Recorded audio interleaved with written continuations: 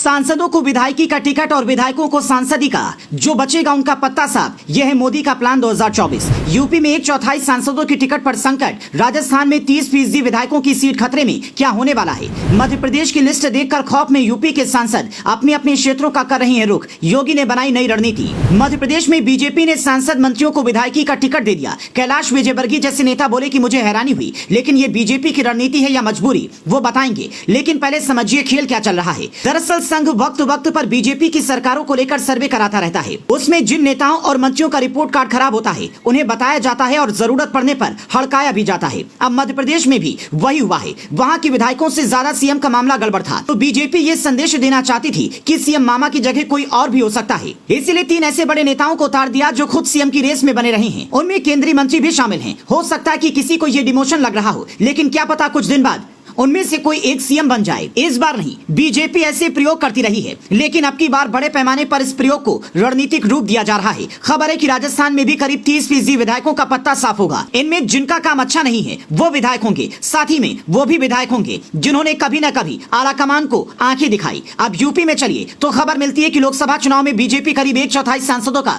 Ticket काटने का मन बना चुकी है।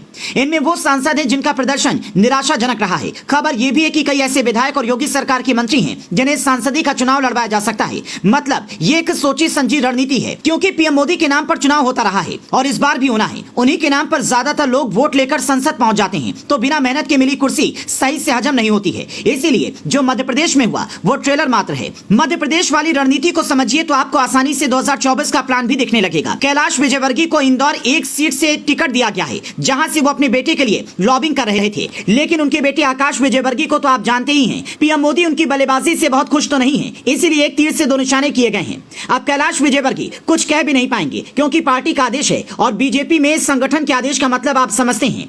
ये कांग्रेस की तरह नहीं है कि विधायक अड़ जाए कि हमारे सीएम तो गहलोत ही रहेंगे। बीजेपी में जो संघ तय कर दे और दिल्ली से होकर आ जाए वही आखिरी फैसला है, यही विजयवर्गीय ने भी कहा। तो समझिए कि 2024 में कई ऐसे फैसले आपको देखने को मिलेंगे जिनका हिसाब ना राजनीतिक पंडित लगा पाएंगे ना वो खुद नेता। यही मोदी की असली रणनीति होती है।